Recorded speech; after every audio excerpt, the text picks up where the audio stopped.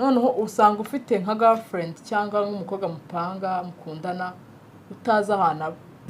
ahantu ari girlfriend yego ntabwo bishoboka kandi Kigali ariko bemeze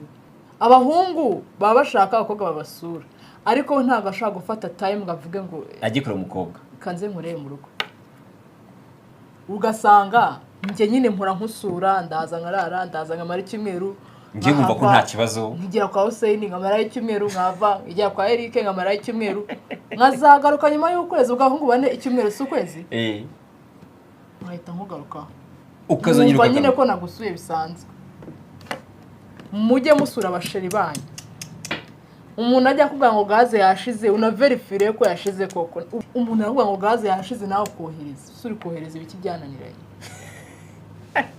ari umuhungu bambwiye ngo abakobwa i Kigali bagira ibibazo bibiri